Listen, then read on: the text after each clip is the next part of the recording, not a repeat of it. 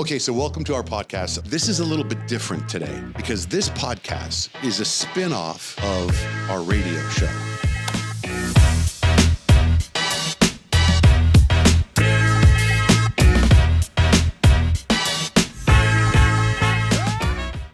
I'm really nervous to talk to you. Don't be nervous. Don't be. I got to tell you my Rob Schneider map of my life. So I've been in radio. I've been on the air since 1996 on the radio. Okay. Right? But I started like in 1991. I started like 90, 91, 92, and I was an intern in San Diego. I went to San Diego State, and I was an intern at a radio station, and I was the low guy in the totem pole. And freaking, the Richmeister was the biggest thing that ever happened. Like, I was 21.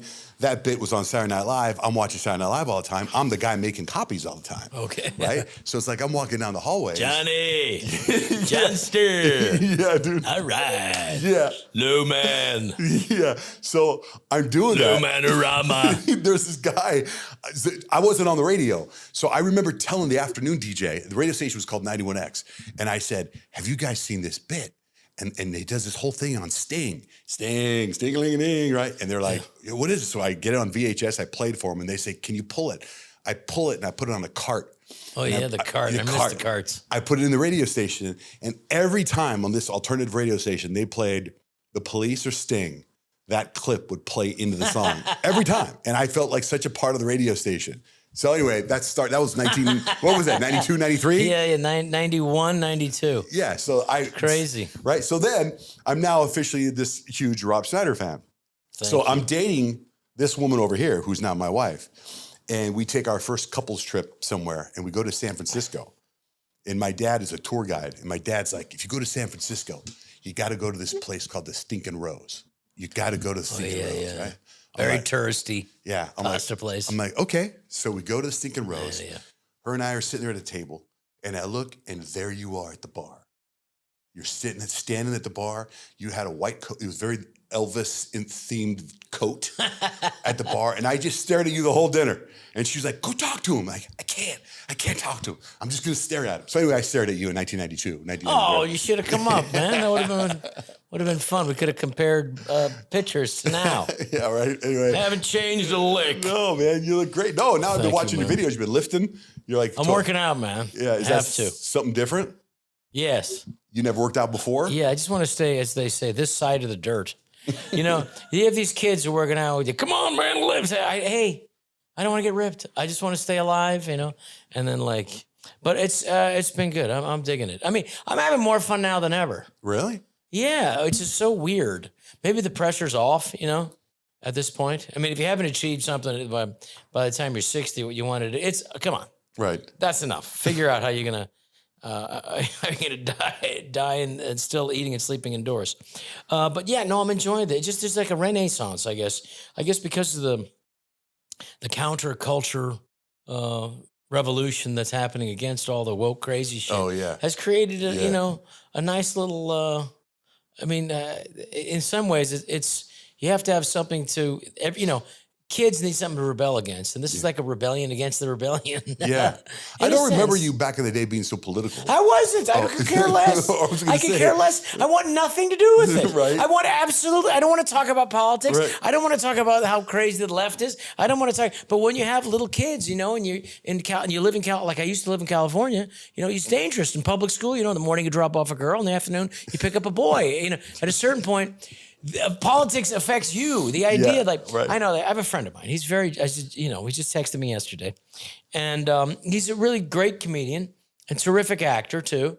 And he was just doing an interview, and he's like, "I don't want to talk about politics. I'm an actor, and to talk about politics, I don't want to get involved." It's like, who wants to get involved? Right. I guess there are boys that are competing against girls in sports, trying to get into the locker room, just saying and they get to keep their dick. That's the best part, John. He's like, hey, it's like, no, all you have to do is say you're a girl, and then you're in the girls' locker room checking out all the girls showering that would want nothing to do with you. They didn't have that option when I was a kid. Right. So at a certain point, politics gets involved with you, you have to. I mean, at a certain point, It's the road you drive on. It's the air you breathe. It's the food you eat. I mean, God knows they've been poisoning us with the food and things. That's why, Bobby Kennedy and I, are friends, because he's trying to, 42% of the American public is chronically obese. Yeah, I saw you at the Maha thing before, back in the day. I don't know if he's seen me do that, but I think he may No, have. I don't think he's seen, but I saw you at the Maha thing where he was speaking at here a couple of years ago, a year and a half ago. I was probably too scared to do that impression. But I would watch it and I say, you see him talking and 72%. And I go, is he choking or is he talking? But God bless him. He that was a flu shot. Supposedly he had a bad reaction to it. That's what happened? Yeah. Well, no wonder he's so anti. And then it's like, his sister has the same voice. The sister who does his own family turned against him. That's how powerful pharma is. Yeah, right. And how powerful the Democratic Party is. I know. And then his own sister's like, I can't believe it. I wouldn't trust him either. And the whole shit, as Kurt Metzger says, she got kicked in the throat by the deep state too. You kind of sound like on Golden Pond Lady. When you were doing, Katharine Hepburn. Katharine Hepburn. She was different, Johnny. She was more of this. What he has a problem, which is less reliable. It just comes from a different place. But I do that, and I love the guy. But he's got a good sense of humor. I hope so. We'll send him this clip. I know he's a great man. He's doing great things for this country. I'm proud to know him. Yeah. Wait, let me go more over my Rob Schneider history. Oh, gosh. I have more. Yeah. I have more. Okay. So you don't get involved in history. History gets involved in you. You don't get involved in politics. Politics gets involved. No, I'm gonna get involved. I gotta tell my Jay Leno story later. Oh, good. I'd love to. I got a Jay Leno story for you too. I was alone with him one time backstage, supposed to bring him out on stage. Yeah, I hope it ends well. This story. You know what he did? How he talked to me? I go, dude, I think you're great. He's, thanks, guys. And I was like, guys, it was just me. He kept talking to me like if I was plural. Yeah, thanks, guys. I appreciate it. Yeah, thanks, guys. Because he probably gets that a lot. And I know, right? Then he was like, Let me tell you, I love he's got two spots. Everything's up here. And he goes down here. Those are his two spots. He's managed a 60-year career off of those two spots. That's right. The best comedian of his generation. You think that? I know so. Yeah. I've seen him before. I was at the end of it. Oh. But but by the time he transitioned into not a girl, but a talk show host. Back in the day when he was doing stand-up. Yeah, what about he would stand up, but David Letterman, those two, weren't getting along for years. Right. Dave would say, without any quantification, that Jay Leno was the best stand-up of his generation. Wow. That's his generation, and he's right. Is Jay your favorite stand-up? It's a stylistic thing. And there's guys I like that are different styles. I love Mitch Hedberg, but I couldn't do that. Mm-hmm. And I like, Chappelle and Norm Macdonald. I couldn't do that. But so I do my own thing, or character work, with stories. Character work with stories. And I like to write jokes, but to do a constant monologue, to be a monologist only. I just think there are people who'd be better at it than me. So you wouldn't do your own talk show like Bill Maher's doing? No, I know, but I'm talking about the art of stand-up. Right. Doing characters and playing and doing different nationalities and playing and acting out the stuff, and the audience gets into the rhythm that I'm going to be acting out stuff, and then they watch it. I tell stories within the stories. There's different characters go back and forth. It's like it should be like a one-man show. Yeah. Which is really what it is. And it's more interesting than just doing, I think, for me, as a performer, than just doing a monologue type jokes. Even though I tried that and I did that, to do that only. It's good to do a couple and mix it up. Just like a movie, or like a song. A song isn't like, a Tibetan chant of just one note. Mm-hmm. Right. Even a Tibetan chant, they break it up. To make it interesting, right? So you have a song, you got a chorus, you have then you have a bridge, and you have a second chorus, and it's slightly different. So the key changes, it's different notes. So it's the same thing in any artistic endeavor. You want to have different notes played, and so you try to do stuff. So there is stuff that from Richard Pryor, we're all stealing from all these years later. There are guys stealing from Pryor. They don't even know they're stealing from Pryor because they're stealing from the guy who stole from the guy who stole from the guy. I noticed that a lot. Right? But it's good. But I got to meet Richard once. And? Well, I got to tell him, I said, hey, man. First of all, he was in the building. I was at Saturday Night Live. You remind me the story, to finish the Jay Leno story. Okay. And then also Football Williams story, which is, I'll tell you, that's the guy who smashed Reginald Denny's head. I never told that story either. But so Reginald Denny. Out of the semi? Right, yeah. The guy who threw a brick at his head and almost killed him. Yeah. Basically did take years off his life. Yeah. His head was never the same, you know. Right. His head used to be this, and then it was like that. You know, like, terrible guy. Anyway, those are the stories I'll tell you. So what was the same Richard Pryor, you're at Saturday Night So Pryor, I heard, you know, I was a writer at Saturday Night Live about the same time Making Copies was. Yeah. And about 92 or something, 91, maybe late 91. And I heard, you know, somebody say, hey, Richard Pryor's in the building. And it's like, what? What building? Where? In this building? He said, yeah, he's doing Donahue. I said, holy shit. So, you know, because I'm on Saturday Night Live, they let me go wherever I want. Right. So I ran down to the, you know, we're on the floor 17 where the writers are. I ran down to get to the 8th floor. I'm sorry, 6th floor. We shot 8C was where we shot Saturday Night Live, studio on the 8th floor. And Donahue's on 6th floor. Which you know, that's where Letterman. Yeah, Phil Hartman used to do great Donahue. Yeah, he was great. But anyway, so nobody even remembers. Donahue's the guy. He was the guy who would go in the audience. He was the guy who really changed. You know, he was an interesting guy and brilliant. So anyway, I go in and they go, I know, because I'm on Saturday Night Live, I get to go right through. And they go, hey, Mr. Schneider, security. He's like, oh. And I go, is Pryor, is Richard in there? And he said, Mr. Pryor. And I go, yeah. It's like, so fuck him, I'm in. So I just open the door and he's sitting in the chair, kind of like this, like. Oh, he was already sick. This is 91, so this is like not that long after, you know, Live on the Sunset Strip. Oh, great movie. You know, and then there was the earlier one, the purple, Here and where he Now. with the purple shirt, which is like, Oh, man, that's Richard Pryor live. that's the greatest one ever. Yeah, I think it's the greatest comedy special of all time. There'll never be a better one. So anyway, so I run in, they go, Mr. Pryor. I said, man, you're the greatest of all time. You were the greatest. The greatest. We're all stealing from you. I said to him, because you know, I had some time to think on the way down. What can I say to Mr. Pryor? You're impressive. And I said, you are the statue of David of stand-up comedy. You're it. It's true. There's only one of those. And I said, that's stand-up. I said that because I knew about a little bit about that, because they filmed that. They decided to film that original. I mean, basically the print. We're all a serigraph or lithograph. The original print of stand-up comedy filmed, comedy specials, is the Richard Pryor special in Long Beach. That is the original. We're all prints. I have that saved on my phone right now.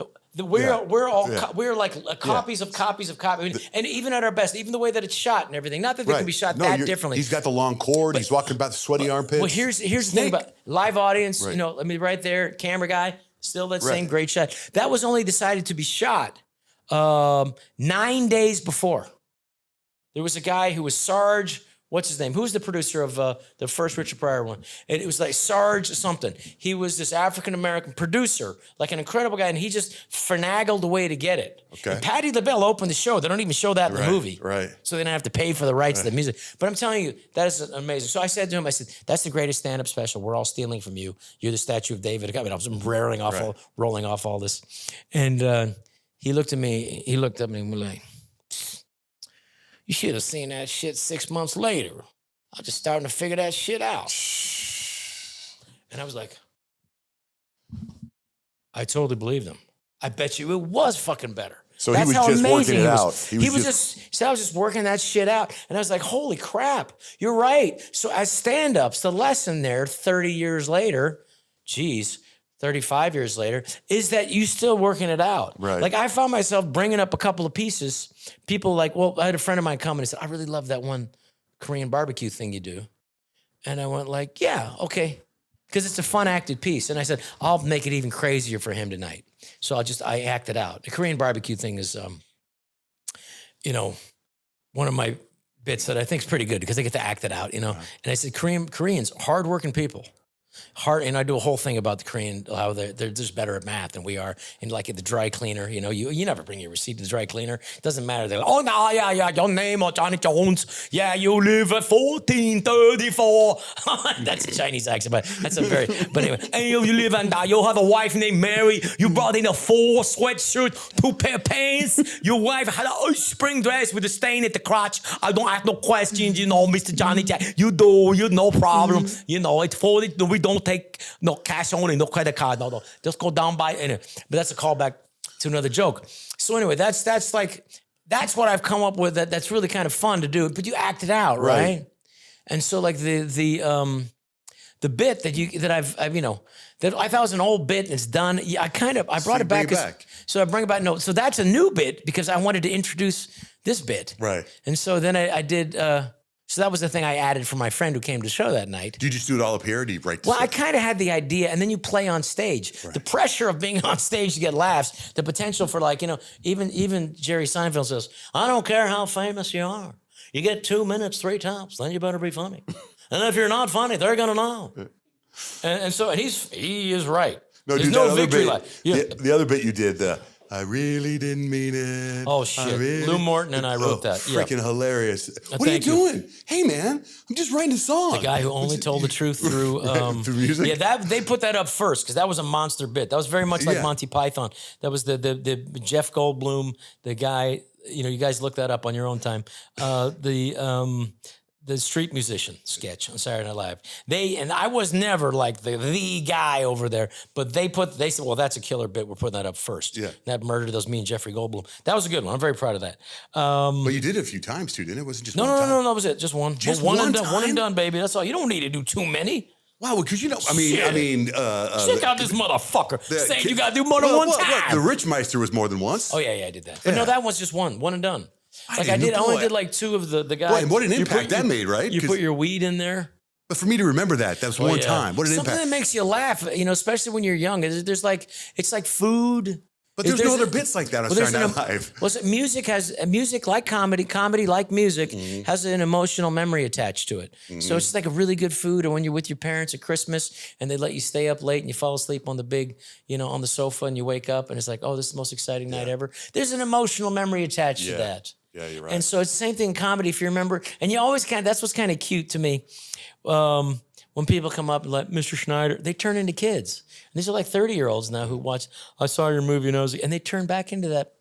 They remember when they were a kid. Yeah. So, so that's special, and I don't take it lightly. I'm mature enough now to not like, I'm eating, excuse me. Right. Can you just, none So of I should have said hi to you back at Steak and Rose. You would have gave me that time. It's very Asian too to be long suffering as far as you just put up with a lot of stuff. Like Filipinos, they don't talk. My mom's Filipino. They don't talk about themselves. You never hear them like, what else we did today? We went to the store, and then we gave money to the poor because we're such good people. No, they never talk about themselves. Every time you go to my relative's house, they just look at you. So Robbie, tell me about what are you doing now, Robbie? It's just such a gentle, beautiful thing. There are such beautiful people, and at the same time, extremely violent. My mom, the nicest lady. She's a kindergarten teacher for 25 years. What I remember, her throwing ashtrays at us, anything she could find. That's when people used to smoke. You're half Filipino, half Jewish. So I'm half Dutch, half Mexican. Oh, really? My mother. Somebody visited someplace. Yeah, my mother's very dark. This is fantastic. Yeah. I have to come back to Mexico City. Yeah. This is the greatest experience. Fantastic. That's exactly what happened. Incredible. In Mexico City, baby. I'm the I'm sorry. Yeah, that's it. Yeah. I didn't mean to be doing your parents. Oh, no, you weren't doing my parents. You're actually doing my parents doing it. They were doing it. I remember some Dutch words. Do you know any Dutch? I just cuss words, but I speak fluent Spanish. But you do speak fluent? It was my first language. I was your mama. Yeah. Okay, yeah. Godverdamme. You know that Godverdamme, yeah. The Dutch way of saying good morning is the best good morning because it does wake you up. What's the way? The old Dutch way of saying. How do they say it? Goedemorgen. Oh, shit, I'm up. I don't need any coffee. Goedemorgen. Good morning. Yeah. Which is similar. It's Germanic because, Guten Morgen is German. Calm. Goedemorgen. Goedemorgen would be, and the Goedemorgen would be the. That's the Dutch, the old Dutch. Yeah. That was my father. It's cool. So, I like that. Just to let you know how also starstruck I am with you. Last year, I was emceeing this event in South Carolina, and for these gurus, these monks or whatever, and it was online with like 100,000 people, and the lady running it, her husband was the director of Deuce Bigalow, European Gigolo. Oh, shit. And she said, Mike Bigelow. Mike Bigelow, Yeah, right. because his last name was Bigelow. She thinks that's why they got the job.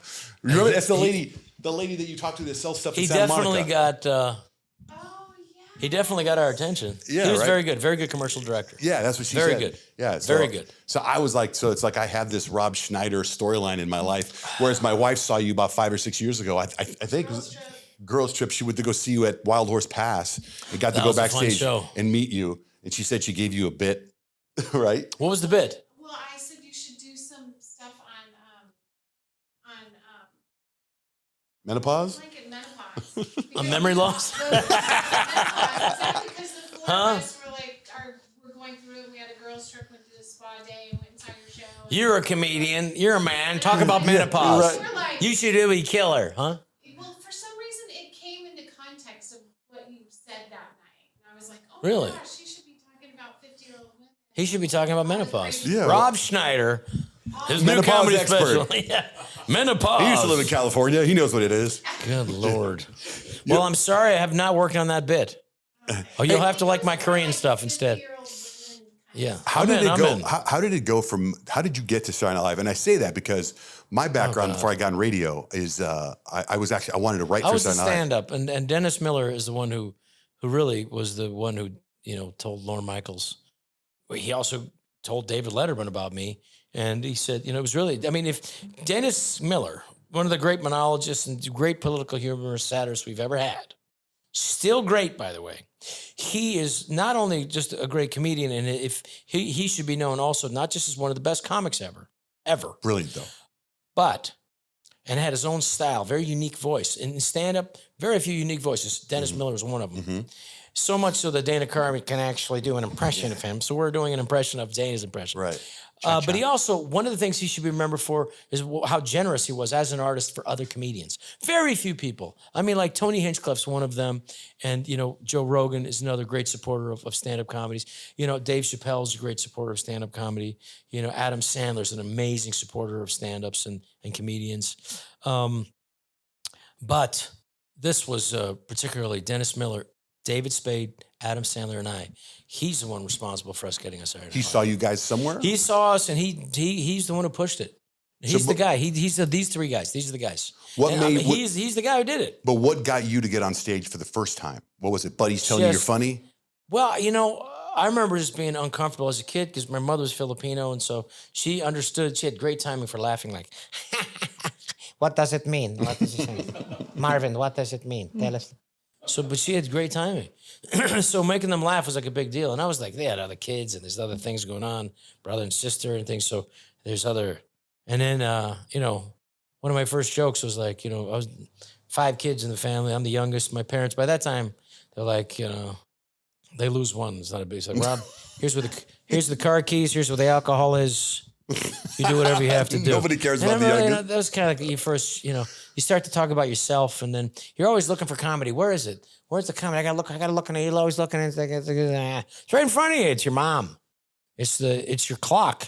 The clock radio, or we used to have clock radio, and it's your car. It's the words that you use. And so, like, my brother called me in the morning one time. I was first to stand up, and at that time he was surfing, and I'd surf in like all of summer 1983, every day surfing. And the summer, it was like the greatest summer of my life. It was just every day, no responsibilities, still living at home, just 19, get up, surf. I think I had a job at like the gas station. I had a job as junior college, the same place that Robin Williams went. It was honestly one of the most beautiful summers of my life, just getting up and just going surfing and ever. But by 1984, the next summer, I was like, I got to concentrate. If you want to make it as a stand-up, and I've been 20 and then like, whoa. And I got on, I started getting on stage and I started killing with this. And I said, okay, I got to take this seriously. So then you got to stay up. You got this 4 or 5 places that do comedy. And there's like 3 legit comedy clubs. There was the Holy City Zoo, which is the place we always ended up at the end of the night. It's basically a bar with 60 seats, 40 of those standing. So, I mean, and then there's the other cafe. And then there was, Troubadour? Cobb's Pub. This is San Francisco. Oh. And so you got to get on stage and say, I got to take it seriously. So I'm up, but you're up till 3 o'clock in the morning, right? And you got to get up and then you wake up at noon, whatever. My brother calls me at like 9 and I went to sleep like maybe 4 hours for that. And it was like literally before 9, like 8 o'clock. It's like, I felt like I just went to bed. And he said, dude. And I went like, what? You all right? I thought like, is Dad okay? What's happening? Dude, you got to come down to Pedro. You got to come down to Pedro Point, man. And I go, why? Why was that? Man, the waves, it's nuts. Roundhouse is great. Old Man's is great. There's a surf location, and it's like, there's the famous Taco Bell that was right on the beach. Is it the one that just closed down? Dude, did it close? Fuck. Anyway, dude, you gotta come. And I went like, I just woke up, man. I'm tired. He said like, dude. And then I went like, I'm not going. Dude. Oh yeah, the dude bit. And then I was like, did he just say dude 3 different ways? And I was like, and then I thought about that. I went to go, I literally would drink a pot of coffee. I'm back to drinking a pot of coffee again today. And I went to the coffee shop and I said, he just used the word dude 3 different ways. Like, and I said, I spent a lot of my summers because my mom's Filipino, my dad, her dad lived in Hawaii. So we used to go to Hawaii and almost get killed, beaten up by Hawaiians. And like, I remember like the word aloha was like, you can use it in a lot of different ways. So it was a perfect thing for me to go like, California, the word dude is like in California is like the word aloha in Hawaii. Aloha has more than just one meaning. You can use it to say hi. You can use it, I love you, whatever. And so I said, dude, it's like the Polynesian word aloha. It has more than just one meaning. You can use it to say hi to somebody. Like, dude. You can get somebody's attention. Dude. But its most important meaning is you blew it. Dude. And then I said, you could also mean, are you in the closet with a knife? Dude? Yeah. Anyway, so it just fucking killed. And it was I remember that it was the greatest gift. Yeah, the greatest gift my brother ever gave me was just like, holy shit. And so it was just these kind of things. So, and when I was a kid, so I was uncomfortable around other kids, slightly different. So I would talk, a little more stilted. I was shy, and they would just laugh. And I remember thinking, by the time I was 5th grade, I was like, I'm either going to fight this my whole life or am I going to go with it? Right. And so I said, I'm going to go with it. So, and then my comedy was a big deal. My dad had comedy albums more than music albums. And he really loved music. He had a lot of musicality, played a lot of instruments. And then by the time, Cheech and Chong and Steve Martin, by the time, Blazing Saddles was I saw that on Spectravision. Remember that? Oh, yeah. Spectravision in a hotel room in Hawaii, and they had a special deal when that first Sheraton Waikiki opened up. It was like a special deal if you get your tickets ahead of time. So my dad was always getting deals, so he got so we got to stay on the Waikiki Beach, man, at the Sheraton when it was brand new, Sheraton Waikiki. I was just there 3 days ago. Really? Yeah, my son graduated from college there 3 days ago. Man. Well, go ahead. So it's Spectravision. So and then Blazing Saddles was on. Throw out your hands, stick out your hips. Yeah, Dom man, DeLuise. That's the greatest. Oh, all I mean, I just peed my pants laughing. I'm Richard like, Pryor. that's what I want to do. He wasn't in it. He's in that one. No, he wanted to be in it. He stayed for a couple of weeks. He stayed Cleveland. for 2 weeks. Cleavon Little. Cleavon Little. Who was great. That's right. But Slim Pryor, Pickens. He was great. I couldn't say Pryor would be better. Cleavon Little was amazing. Yeah, Slim Pickens. He's Slim Pickens, one of the great, one of the great actors of all time. Yeah. And who know he would play comedy so perfect. Right. These guys know, man. Do you give them the chance? So anyway, and of course, Harvey Korman. It was supposed to be, Gene Wilder was supposed to be, everybody knows this, Gene Wilder was supposed to be the mayor, and he wanted, the better role was the gunslinger, alcoholic. But there was a guy he hired, and it was literally, I think, too drunk, and they he couldn't do the job. So, and then, Gene Wilder My pushed friends for call me it. Jim. Or is that Cisco Kid? But you can call me Jim. Cisco Kid, Cisco, yeah. It was, But you could call me Jim. yeah. It was just unbelievable. But anyway, Okay, so Dennis Miller sees you, and, somebody calls you fly to New York. It's like Robin Williams was so talented that there's got to be other guys up here like that. Well, they're making him up here. Oh, right. That's how talented he was. When Robin Williams, when he did it, literally, when he did Mork and Mindy, the last episode of Mork and Mindy, Yeah. 80 million people watched that. That was There'll my just favorite. never be. I mean, I think there might have even been 100 million the last episode of that first season. Everybody thought that was funny. Anybody who said it wasn't funny, they're lying. Right. That was the funniest. One of my favorite shows of all time. And he was from there. Yeah. And he's from, Right. he was born in, like, I think, Detroit, but from San Francisco. He used to be at the comedy. We used to see him at the Holy City Zoo all the time. Wow. And I'm proud of myself that I never bugged him. I never asked him, because everybody's always bugging him and asking him stuff, And last time, he was kind enough to come see my, I was doing a practice, and he came see the practice up in Northern California. And I was doing a practice before I was doing my, first comedy special. And he's such a sweetheart. He said, I got the, and he you know how you got your killer ending, especially since my first comedy special. And I've been practicing, and I knew it, and that was the ending. And he performed it in front of me, my own bit way funnier than I did. And I was like, holy shit, this guy's a genius. And then, so people from Hollywood thought, well, there's got to be others. Look at Robin Williams. And so there was nobody like him. Then there was one other guy who was like the most talented guy I think to ever come out of San Francisco. Who? Was Dana Carvey. Oh, yeah. The most talented comic to ever come out. I mean, just pure, unbelievably powerful, just a massive talent. There was nobody. I mean, we knew we were good. The other Because comedians. Joe Biden is hilarious. Well, we'd watch him. He's still amazing. Right. But we would watch him, and we knew we were good, and we knew we were going to make it at some level. We knew. But we look at Dana and go, we're good, but we can't do that. Right. And it was just a different. He was so we knew he was going to make it. Yeah. And he's such a generous guy. I remember one time we went to LA together, and he had some TV show. They didn't know how to use him. You got these guys, these gigantic talents, just like, I mean, Jim Carrey auditioned for Saturday Night Live and didn't get it. Right. He didn't get it. I auditioned for In Living Color, and I didn't get it. He ended up getting on Living Color, which is the greatest thing that ever happened to him. And then because of Dennis Miller, we got on Saturday Night Live. I got that audition. Blah blah blah. So were you a writer? Writer. Right. All right. What do I got to do to get on here? But what I was saying is, so they pick you. All of a sudden, you're going to New York, and you don't. I mean, you've never done this before. So The audition was out here. And by the time but at some point, you go to New York. Thousands, yeah. And then I had to go to New York. That's when I got nervous because I took it really seriously. Did you get a roommate? Did you never been there before? When I lived in New York, well. You show up work the first day. You share. They don't pay you a lot. It's late night TV. Right. Didn't pay a lot. I remember it was like $750 a show, a week. It turned out to be $750 a week. It's like $1,550. I think the first year. So it's like it's not a lot of money to meet girls with. You know what I'm saying? You're not taking girls to the Russian tea room. So you just pitching ideas. You're $750. I think it was $750 every 2 weeks. Wow. So it was like $1,500 a month. That's what we got to start. So I was like, I'll take it. Are you kidding me? I'd pay to be on that. It's the greatest thing ever. But I forgot what we were talking about before this getting to. Well, you're doing stand about Dennis Miller. Talking about Dana Carvey. So Dana Carvey was like, whoa, this guy, the greatest gift, you have a great comedian like that.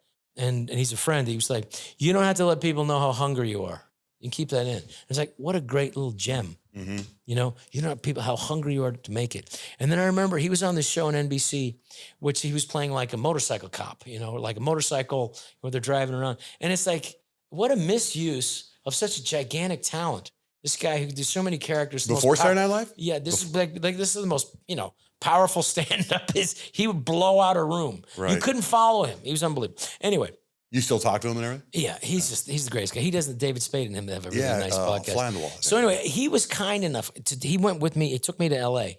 And he's lived down there. And he's like the king of San Francisco at the time, And he got a place in L.A., an apartment. And he had a house up in San Francisco. And I went, man, you got 2 places. That's amazing.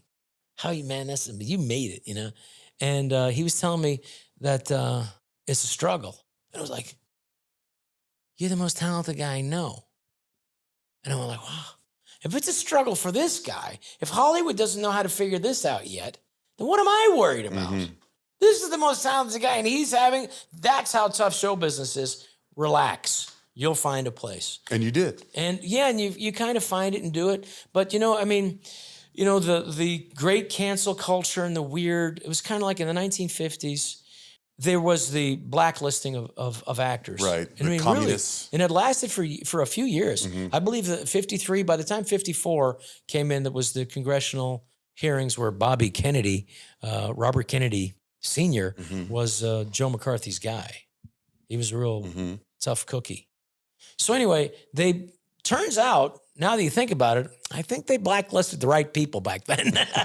They were at least going after communism. If you see the woke resurgence that's happened, that's, to me, that's just communism repackaged, to make it sound like it's nicer. But I think that, the idea that there was infiltration, I thought that was exaggerated. I know that they did wrongly destroy people's careers, and that was obviously wrong. And thankfully, an actor, Kirk Douglas, really is the one who ended the blacklisting by when he accepted the Academy Award in '59 for Spartacus, producing Spartacus. Dalton Trumbo, he acknowledged that he's the guy who really wrote it because he was blacklisted, not able to write. But it's like, if you're a producer, you don't care the political affiliation. They do now. No, then you want to get the best person you can get. And Dalton Trumbo was a fantastic screenwriter. No, I remember your bit. You do the bit about the United Airlines diversity is our number one. Oh yeah. Well, that's just. I mean, it's a joke. It's not even a joke. Oh, I know. It's just the idea, of like this guy Steve Kirby. He's still the CEO of United. I don't know how. That's how you fail upwards, or you're just shitty enough, or also you're just so politically attuned enough that you're unfireable. And that's this guy. And he was saying, for all the pilots coming in this is like 3 years ago now. He said, for all the new pilots coming in, our main focus is going to be diversity, and for women and people of color. I said, what are you talking about? You want to get the best pilots you can get. And that's the joke. It's barely a joke. It's just like, right. Every time I fly, I just, I'm so sick and tired of hearing he's, finding out it's a white pilot, so sick of these white pilots landing and taking off safely. I want diversity. Yeah. I want to make it, and that's what yeah. It's just, right. it's very, you're right. But 3 years ago, that was a solid joke. Yeah. There wasn't as much, there was no, the people, my favorite thing is when like these asshole leftists go like, it's so easy to right-wing grift. Like, shut up. You want to grift, you can just, there weren't even Donald Trump jokes. There's still not even Donald Trump jokes. All the late night hosts, are angry. all their stuff is interchangeable. There's not jokes. It literally is like, just going after Trump and the audience like, yay, like seals, Would you take clapping a in their night own show? Political echo chamber. Like, I feel like you could be like Bill Maher show. I would hope I wouldn't have to cut to people laughing sitting next to me. That's my favorite part of his show. Is he says a joke, and then they cut to some political or some New York Times guy going like this. This guy, he's still got it. If I ever, he doesn't ask me on that show again. It's just all political. You've been on the show before? Yeah, I used to be on all the time. I'm politically correct. Oh, that was 25 years ago. Yeah, exactly. Right. Now it's at HBO, HBO is still a woke shithole. Right, it just right. is. They have the CNN. I know Larry Ellison bought it. Hopefully he can, kind of resuscitate the objectivity, back out of it. Just get it out. Do you get tons of hate? Be subjective. You get tons of hate. I would think because you're so. Yes, you've yeah. maintained But I mean, you can't look at that stuff. Because you don't have to the answer death anybody. threats. You look at and go, Yeah. well, that's a death threat. Maybe I should call somebody. I mean, you got to take it seriously. They do murder. The leftists do murder people that they don't agree with. And 26% of young people seem to think violence is okay to silence other people. I remember being in Portland, Oregon. I got a police officer armed with a bulletproof vest, 9 feet on that side, on the stage. 9 feet on that side. There's another police officer, bulletproof vest, gun right there. You don't think that was a tense fucking night? That was a tense night. The audience comes in like, well, shit's going to happen now. But they're your fans, so they rolled with it, right? They loved it. What about hecklers? You ever get any of those still? You know what? I mean, yeah, sometimes. I mean, it was really interesting to me. Like, I'm not comparing myself to Sam, the great Sam Kinison. But I remember Sam being outrageous in like 85, 86, when he was the biggest comedian. I mean, as Norm Macdonald said, the last truly original voice in stand-up comedy, Sam Kinison. This is a different animal. Screaming, yelling, it's sad. He was his own thing, but it was his original voice. Right. No one was doing that, Right. I mean, there's guys who were great, but like Sam he's one of those supernovas for comedy. I agree with you. So anyway, I went to go see Sam at the Cobb's Pub. And I was dating a dancer at the time because that's why you get into show business. It's like, I know I'm 5'5" on a good day. And, I'm not rich. I wouldn't say I'm exactly, Brad Pitt. I'm going to have to be funny and famous if I'm going to upgrade the women pedestal, and at the time, so anyway, I like women. I make it no bones about that. So anyway, so I'm dating, I'm going out with this dancer, and she and I said, we got to go see Sam Kinison. He's this amazing comedian, blah blah blah, and we go see him. I was dying laughing. She was just offended by everything, and I remember it was early in his act where people like literally second row table got up, walked out for something they considered beyond the pale. And they made it like a public statement of it. And I went like, that seems a bit planned, didn't it? And I remember like going like, I hope I don't have to leave, because I noticed she wasn't laughing. And I was so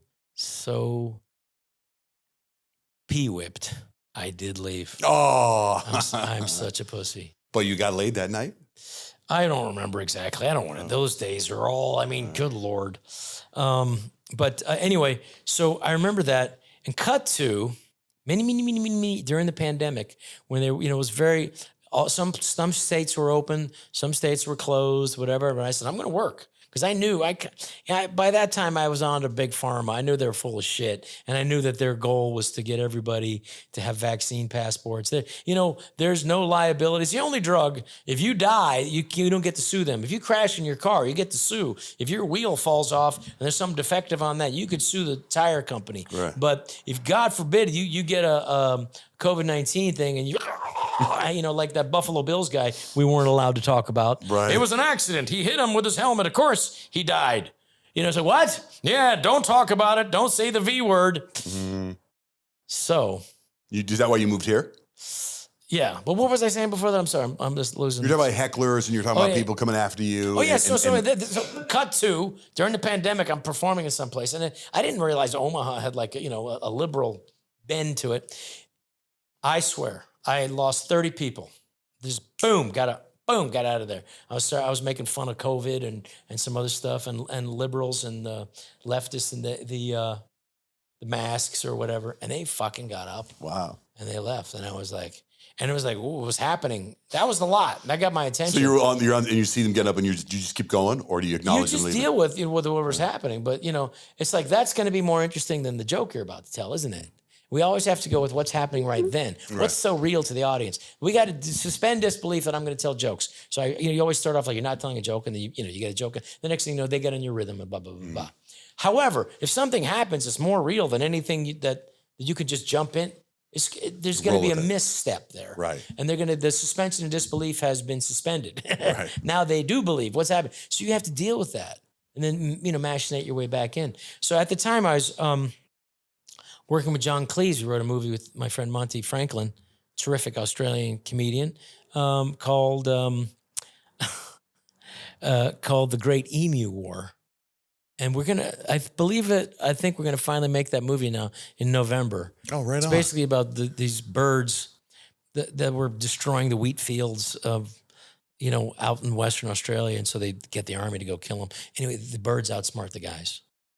And I swear, they win. If you look up world conflicts and you go like Great Emu War, you go World War II, Axis powers lose, or what? I think Axis powers is the Second World War, but the Allies win, Ottoman Empire, First World War, England wins, France, blah, blah, blah.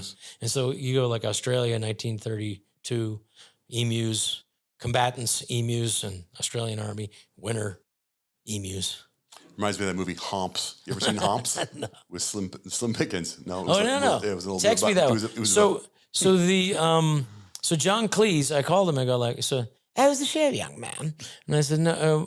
I said it was. There's an incident happened, and he said, oh, the story's about to get more interesting, isn't it? And I said, yeah. Well, I said I had about 30 people walk out, and I said, and he laughed, and he went like, oh. And I said, I just think if they would have listened to the whole show, and they said, Rob, I think you should give a warning before your performances. Something like, if you are extremely sensitive, if hearing an opinion other than your own may cause your emotional collapse, then this may not be the show for you. And so I've, was adding a bit more crass than John Cleese would ever go. I do an introduction. And I did it for years after that, and it seemed to. What do you say? At least give a warning. I basically give that, except without the English accent, Cambridge accent, Cambridge University. Do you accent. have any of your pals, or especially Saturday Night Live? They're so left. Are they accepting of you, or do any of them say? I don't know. I'm done with Rob I don't Schneider? keep a lot of pals from those times, but those times where people weren't really they were apolitical, or they always leaned left because they were poor. Not poor, dirt poor. Most of the people on Saturday Night Live traditionally came from upper middle class. Yeah, but you none still of those do people stuff were poor. I saw you opened for Sandler or rapped with Sandler at his Netflix special. No, no Sandler. But those guys, we weren't political. If anything, Right. you just make fun of the party in power. Right. Back then, I remember getting people very getting angry because we're Chelsea Clinton, you know. Oh, One of the actresses played Chelsea Clinton. With the braces and whatever. And they're like, how dare you make fun of that. children are off. You know, it's before we were deplorable. So anyway, but yeah. I mean, David Spade and I, Dana Carvey. Spade's from here. Yeah, Spade. He's one of the reasons I moved here. Does he still live here? Buddy, how is it? Buddy, it's good, buddy. Gets hot in the summer, buddy. My mom's still there, and he calls me. Can my mom come to your show? I just need 4 tickets, buddy. But he's one of my best Okay, pals. wait. So let me finish my Rob Schneider timeline. Gosh. I still have more. I didn't mean to interrupt. No. I like it. It's No, being I'm interwoven sorry. throughout the interview. No. So then, cut to a couple weeks ago. Oh, good Lord. My hope friend, this ends well. my partner Rich, because I do a radio show, Johnjay Nice. and Rich. Rich, Yeah. his wife has a wedding venue. Yes. And Oh, that's right. You showed up at the wedding venue for some wedding, and she took a picture with you, and I was like, "Oh my God, Rob Schneider." Rob Then Gentile and his lovely wife, Tara. Then got the next married. day, Oh, gosh. freaking Joe Polish texts me a link of you and him at his ghost town. Jeez, that was the next day. Yeah. Yeah, and I'm like, what the heck? I go, Rob, and then I texted Tyler, our producer. I said, could you please? I would love, and I feel like this cool full circle moment in my life. Oh, that's cool, from man. making copies to here you are sitting in front of me in my podcast interviewing you I about feel your the life. same way for Saturday Night Live, just sitting in somebody's basement. Yeah, Kind of the right? opposite. No, That's so. How about Joe Polish? What a character that guy is, right? I've never met anybody like him. Me neither. He's like the Oz except for real. Yeah, Let me open this curtain. Here we go, and now we're in a ghost town. yeah. He's There like, could be silver underneath it. He's a magician. we should send him a video when we're done here because he's Yes! Hey, the Jay Leno story. Yeah, wait, let me tell you. There was the other one too. There's Jay Leno, and there was another. You said Jay Leno, and you said the guy with the brick over Denny. Oh yeah. Let's end on those two. Okay. With the Jay Leno story, it's funny because I was telling our COO of Friendly Fire Media, and by the way, we have Friendly Fire Media. We're making content here. We have some shows coming out. We'll be announcing that.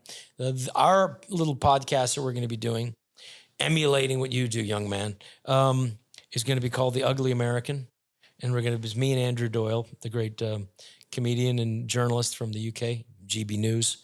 And our for nonprofit, that's Friendly Fire Studio, no S. That was already taken. The You Can Do It Foundation, which also we make traditional family value, good stuff, and we make some documentaries and some good stuff and free speech, and it's a good organization. If people want to go to ycdi.org. You Can Do It Foundation. You can do it. And then we get involved. How many movies have you said that in? Gosh, too many. All right, tons. Maybe 10 or so. So anyway, so the Jay Leno story. So I was telling Eric this, the Jay Leno. The thing about Jay is, the thing about doing him is you can't do too much. You got to just do, it's almost he fades off. Like, what, Jay? Yeah, anyway, so the thing. So, but honestly, one of the nicest and the most generous comedians you can imagine. I was a young man, 1984. Literally, there was a terrific, the manager who was the manager of all the guys at the time.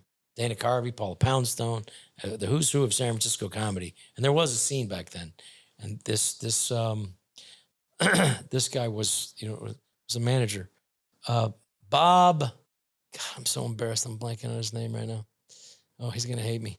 Anyway, so he said, Jay Leno's in town. You're going to pick him up at the airport, have a sign, and drive him to the radio station so he could promote the gig in San Francisco, and then drive him to his gig in San Jose. I said, absolutely. And he said, just make sure your car's clean. Make sure you have a Thomas Guide. No internet back then. Right? Thomas Guide. So Thomas Guide. And I said, I knew, and I know the Bay Area like the back of my hand. Right. I was 15. I had a car, get me into San Francisco. So I knew my way around. And we used to go to Chinatown every Sunday until there was a shooting, a gangland shooting. My mother's like, we're never going to Chinatown ever again. We never went back. So sad. We used to go every Sunday, same Chinese restaurant. It was like the Dragon, Dragon, or whatever it was called, the Dragon, whatever. So anyway, so I pick up Jay at the airport, I have my sign, Jay Leno. Hey, kid, how you doing, kid? Anyway, so we go to the radio station in San Francisco. And then he said, hey, come on in, kid. So I'm sitting in there. And the guy's an asshole to him. Just a dick, the local radio guy. Just a complete utter dick. And I'm like, "Was this happen all the time?" Yeah, he gets kind of deal with it. He's, and he ended up editing this piece of Jay Leno. Mm-hmm. Never told the story before. He ends up editing this piece of Jay Leno, and he literally puts in like, "So Jay, you're performing at a place," and he has another guy going, "Whoa, oh, you got one of those S&M balls in your mouth, Jay." I'm telling you, this guy was a C word. Just Right. like, and so Jay and I are driving down, later we're driving around San Francisco after that, and we're listening to the radio, because they delayed it 10 minutes. He added this stuff into it that was never there. This guy was a jerk. And Jay was like, "Hey, just turn it off," And he said, "Yeah, no, you don't want to get Chinese restaurants?" I said, "Mr. Leno, I know the best Chinese restaurant." I said, "Let's go with lunchtime, And so, there was a Chinese restaurant. It was a really fancy Chinese restaurant. Like my dad would go there. Hey, the movie stars and, Cary Grant would go there. When President Ford came to town, that's where he ate, and that kind of thing. Right. So, but we didn't go there. We went to places. This place is this guy was even better, and it's not as expensive. That's, my dad, that was his rationale for not taking us to the best place. So I said, that's the best Chinese restaurant. "Oh, let's go. We said, so come on in and eat. What do you want me to sit in the car? Come and eat. What, you want me to eat by myself? Come on in, So he's such a kind guy. And we're sitting there, and he said, what did I get here? So, well, General Tso's chicken is pretty good. Yeah, General, it's good shit. You know your shit. So anyway, he said, "So you a comedian?" He finally asked after like several hours, "You comedian?" I said, "Yes, sir." "How much time you got?" His second question, "How much time you got?" And I said, "About 8 minutes." He said, "Good." How I ask a lot of comedians, "How much time you got?" "I got 2 hours. I got 2 hours. I can do 2 hours, 45 minutes." I said, "Who wants to hear 2 hours of comedy? Who wants to hear 2 hours of comedy? You either have 20 minutes that kills all the time." He said, "You either have 5 minutes that kills every time, everywhere you go, every time out, or you have nothing. All you need to be a star in LA is 20 minutes. That's all you need to be a star. 20 minutes." Boo! I worked the next 6 months on 5 minutes. Wow. And literally the next, like 6 months later after that, I was on the David Letterman show with that 5 minutes. That's all I had. Wow. They asked me to do the show again. It wasn't as good. But you know what's interesting? Was it the dude bit too? Was that in the first I did time? that the first one, yeah. But you know what's interesting though? Was they asked me to do the show, and the manager was, he said, "Say no." It's because David Letterman asked me to do it. And they said, "Say no." Why? And I went like, "Why? That's what Exposure. that's my dream." Yeah. And I said, "Because, 6 months, you're going to be better. And it's not going to make a difference. 6 months in show business means nothing except you getting better. And no one says no to them. So they're going to go crazy for you. By the time you do it, it's going to be like a big deal." Did you say no? I said, "Okay, no." They called me. And I finally did it. And by the time I did it, it's like, I'll never forget it. But because that was my big break in show business. And Dennis Miller's the one who was backstage basically holding my hand saying, "You're going to be great, kid." And he was amazing. So Do those clips exist on YouTube? you could see it, yeah. Oh, I'd love to see that one. So, but anyway, that was before they mic'd the audience. You really had to kill back then. Seriously. Yeah. They did not mic the audience. You had to really murder to get to hear that. And, but yeah, so that was a life changer. What about the Denny story? How was that? Oh, anyway, so the Jay Leno, no, I'm not, Oh, I thought you were done. I'm not. No. Hey. Hey, man. Sorry. Jeez. No. you don't even know where this is going. No, I don't. I thought that You don't even know. you killed it So on he said to Letterman. me, That's a great you ending. don't even know. No, you killed You it on don't even Letterman. You don't even know. So, anyway, so that's years. This year's. This is. I'm just go back to Chinese restaurant. Right. We're Okay. back at the Chinese restaurant. Okay. Okay. You with me? General Tso's This is chicken. before. I went ahead. Okay. Now I'm coming Okay. back. Bring it back. We're back at the Chinese You're at restaurant. dinner. You're a kid. Anyway, so 2 minutes. You know what they eat here? And so, and then he goes and he performs that night. And then and then he murdered like 2,500 people. Like, yeah, that was the craziest. I mean, since Steve Martin, I saw when I was like 13, and it's like that was like most incredible thing. 2,500 people, and then this guy murdered in a different way, but more cerebral, because he was very silly and the greatest comedy. I love Steve Martin. Steve Martin. Was it the Wild and Most Crazy people Guy? got into comedy because of that. Was it Wild and Most Crazy that Guy? era, yeah. Wild and Crazy Guy, yeah. Let's Get Wild Small. and Crazy Guy, Yeah. that whole era. Yeah. So, and Jay had, and he murdered, and he was a different level of, a different stylistically, Right. more monologist, more storytelling and stuff like that. And Steve Martin was a rock star. I mean, he was like the Beatles of comedy. Right.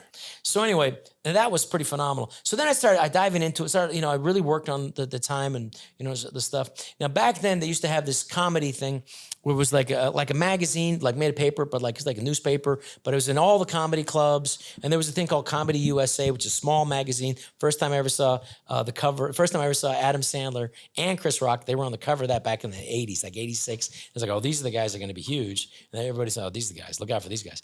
And so, anyway, so if you were a comedian of note, and if you had money and you were playing in places, you would get a full page ad. And you'd spend like $1,000. Can you imagine spending $1,000? I'd make $200 a week, Right. As a comedian, whatever. This guy's $1,000 for an ad, Right. But if you were a big comedian, you did that and you sold out all blah blah blah. I'll be performing at Stanley's or whatever, Mr. Billikey's or Mr. blah blah blah, and I'll be playing at this theater, whatever. And so he would take this ad and you say, holy shit, this guy's working every day of the month, whatever. And so what happened was, he would show up to do he'd get off the plane, show up, and a guy would be there with the bag, the guy producer of the show from the theater would say, Mr. Leno, here's the $25,000 cash you wanted. He said, what are you talking about? You called to ask, you said you wanted 25.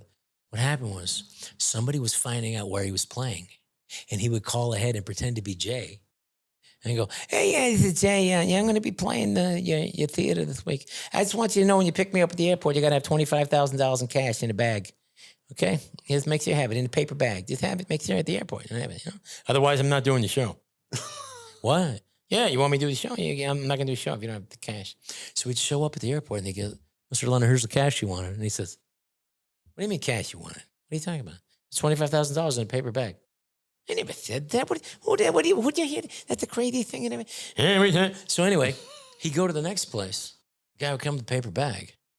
And he goes, what is this? Well, you said, you wanted $25,000 in a paper bag. I didn't say anything. What the hell is going on here? And so he figured it out that it's got to be somebody who knows the schedule. Right. So he called a couple of shows, a couple of weeks ahead. Hey, some guy called and said to Jay, get his number. I said, I'll call you right back, Jay, and you give me that fucking number. So he found out who the guy was. It was a comedian from Minnesota who will remain nameless. And so... just fucking with him? Yeah. Because the guy... in a mean way. And just fucking... So Jay was like, okay, you know what? So he calls the Comedy Magic Store, which he plays every Sunday, by the way, still. I mean, he's still a monster. Jay's Right. still... unbelievable. He's, consistently an amazing guy and an amazing comedian. And so he calls the Comedy Magic Store. Listen, there's this comedian, blah, blah, blah, from Minnesota. If you ever called up, ever doing so, let me know. So Jim McCulley was back then, the Tonight Show. Still, you get on the Tonight Show, you are in show business, you Right. headline, that's it. You've made blah, blah, blah. So and Jim McCulley was the guy's name. That was the comedy producer. If you killed there and he reckoned, Johnny, this is the guy, he got on. Right. This was the guy. So the guy from Minnesota gets an audition to perform for Jim McCulley. He's going to come see him at the Comedy Magic Club. So... the manager kind of said, hey, yeah, the comedian you said is from Minnesota. He said, okay, fine. And so he goes down there that night. Before the comedian goes up and does his 5 minutes, his audition, his big audition, Jay says, let me go up and do some time. So he bumps the guy. He goes up, and this is Jay Leno at the peak of his fucking power. Remember him on Letterman? Like, what's your beef, Jay? I tell you my beef, Dave. I tell you one thing. And he would murder for 5 Right. minutes. Just murder. And was selling out these places. This is that, monster, best comedian of his generation. He goes up, does 45 minutes before this young comedian from Minnesota, 45, blows out the room. People are exhausted. They're live. They're crawling out of there. They can't believe it.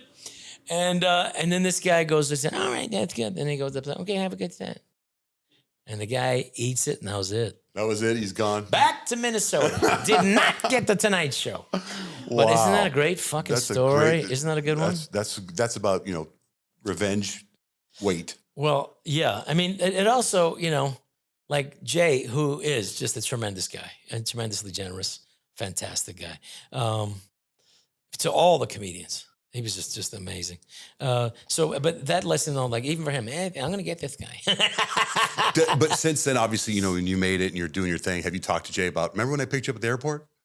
No. No? I call him once in a while. To let him know that you picked him up at the airport with a sign when you were freaking... I don't know. So many comedians picked him up. I don't know if you remember. But he was nice. A year later, this is how nice Jay Leno is. A year later, he had me open for him in San Francisco. And had a motorcycle I used to drive on stage with, had me get on the back of it at the end of the show and drive off together. Wow. This guy, I'm telling you, yeah. What a lucky guy I was. Yeah. All the greats were sincerely, even to this day, have been, like, when I was trying to figure out how to do stand-up again, after Hollywood took a pass on me for a while, I learned how to do stand-up again. I had to learn and get back at it, Literally. Do you say Hollywood took a pass on you because of your political stuff? I think, like, they don't want any controversy at all. I mean, to their credit, they just want a guy, and they don't want to have to deal with it in anybody. Like, they still, I think they're getting over it now. And I think the woke stuff went too far. And I think most people realize, women do not have dicks. And, like, hey, did you bring on the girl from Survivor on a movie? Yeah. Yeah, right? Colleen? She was great. Yeah, Colleen Haskell. Wonder what happened to her. Well, I mean... She's a beautiful young actress that was called The Animal. Yeah. Oh, The Animal. That's right. The producer of the movie had a big crush on her. So that's really? Because she was like the biggest. She was lovely. She did good. And she could have gone on to do more stuff. You have to want it. Yeah, that's the thing. You're right. With all the success of, like, right now, like Devil Wears Prada 2 is out and that's 20 years old. Would you do a Deuce Bigalow 3? I'm getting in shape for it. Yeah, why not? If they paid me enough, yeah, I probably would. If it's funny. Well, don't you write it? Wouldn't you be one of the writers? Yeah, I mean, but you got to have the guys, whatever. We're going to do some other films that up here. I'm going to start making a few more movies, not too many, to be honest with you.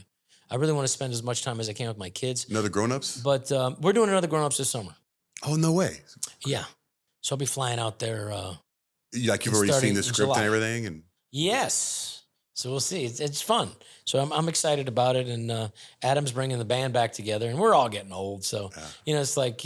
trying to get all of us, like, Chris Rock and David Spade. Buddy, I don't know, buddy. That's like a long flight from my back, buddy. I don't know. Like, somebody's going to have to carry me.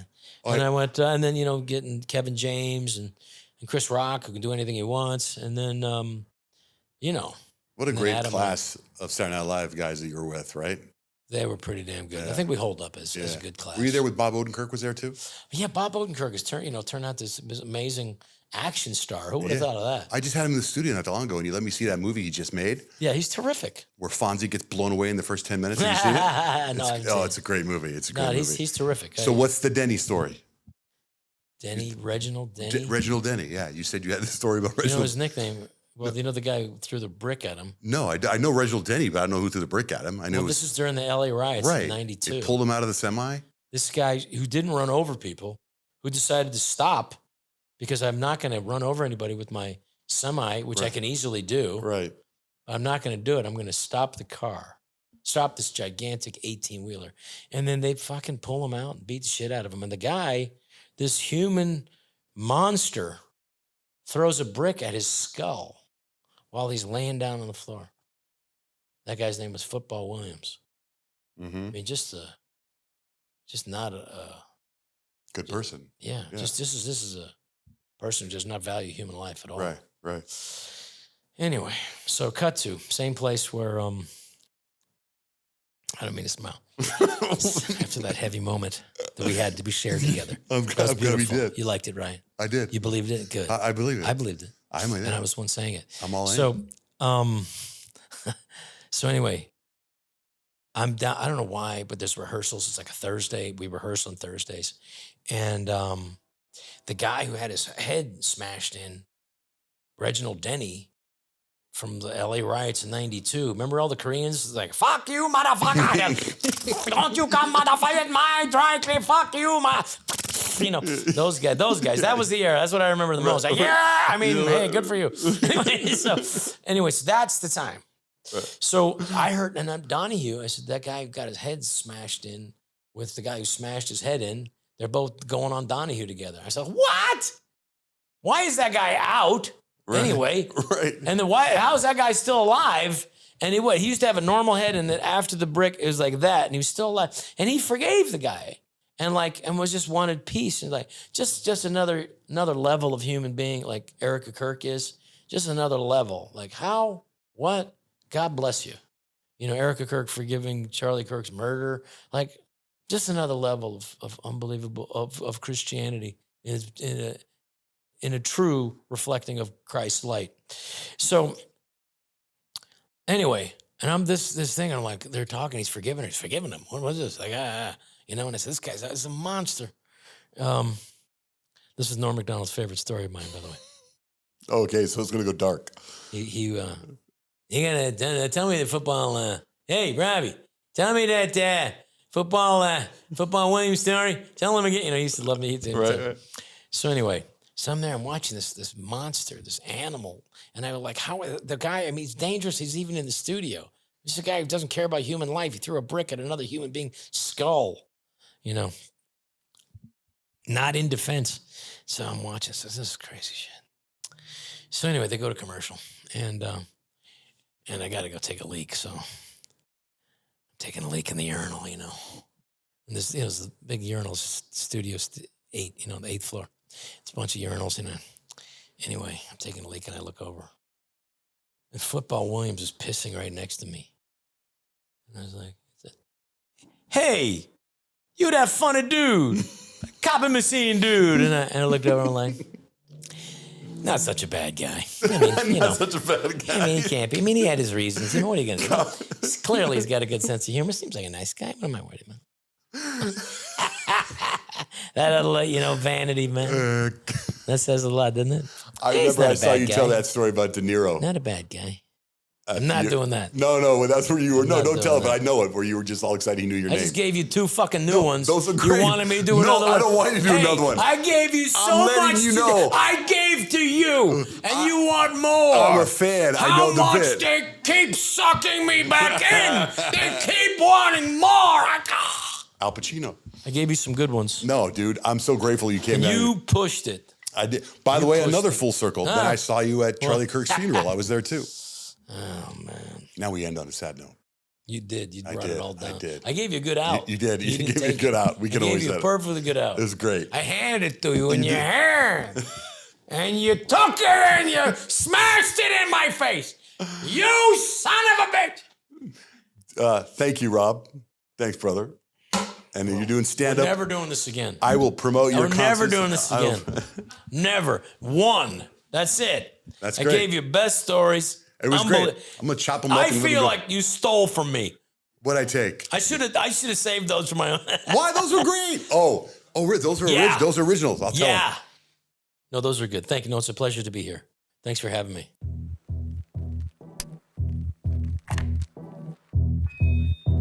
Okay, so welcome to our podcast. This is a little bit different today because this podcast is a spin-off of our radio show.